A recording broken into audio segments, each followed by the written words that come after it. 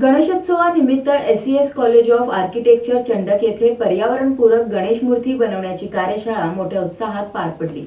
गणेशोत्सव काही दिवसांवर येऊन ठेपला असताना SES college of architecture Chandak येथे पर्यावरणपूरक गणेश मूर्ती बनवण्याची कार्यशाळा मोठ्या उत्साहात पार पडली। या कार्यशाळेमध्ये विद्यार्थ्यांना प्रत्यक्ष अनुभवातून मातीच्या मूर्ती बनवण्याची संधी मिळाली। या उपक्रमात प्रमुख मार्गदर्शन म्हणून आर्किटेक्ट मनाली नितीन जाधव यांनी सहभाग घेतला। त्यांनी विद्यार्थ्यांना मातीपासून गणपती मूर्ती कशा बनवायच्या, त्यासाठी आवश्यक साहित्य, योग्य प्रमाण, मूर्तीची रचना व आकार याबाबत तांत्रिक मार्गदर्शन केले। त्याचबरोबर मातीच्या मूर्तींचा पर्यावरणावर होणारा सकारात्मक परिणामही त्यांनी स्पष्ट केला। प्लास्टर ऑफ पॅरिसच्या मूर्तींमुळे जलप्रदूषण, माशांचा मृत्यू तसेच नदी नाल्यांचे आरोग्य धोक्यात येते, पण मातीच्या मूर्तींमुळे पर्यावरणाचे संतुलन राखले जाते, असे महत्त्वाचे संदेशही त्यांनी विद्यार्थ्यांना दिले।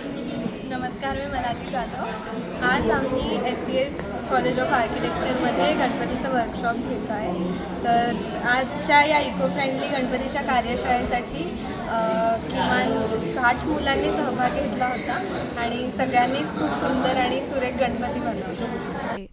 या उपक्रमासाठी अंकिता जवळकर यांनी विशेष परिश्रम घेतले आणि विद्यार्थ्यांना मूर्ती बनवताना सहकार्य केले। कार्यशाळेत एकूण 60 विद्यार्थी सहभागी झाले होते। प्रत्येक विद्यार्थ्याने स्वतःच्या हाताने छोट्या गणपती मूर्ती तयार करत सर्जनशीलतेचा अनुभव घेतला। विद्यार्थ्यांनी या उपक्रमाबद्दल समाधान व्यक्त करत असे उपक्रम दरवर्षी व्हावेत अशी इच्छा व्यक्त केली। या कार्यशाळेमुळे विद्यार्थी वर्गांमध्ये पर्यावरण संवर्धनाबाबत जागरूकता वाढली असून प्लास्टर ऑफ पॅरिस ऐवजी मातीच्या गणेश मूर्तींचा पर्याय स्वीकारण्याचा निर्धार त्यांनी व्यक्त केला।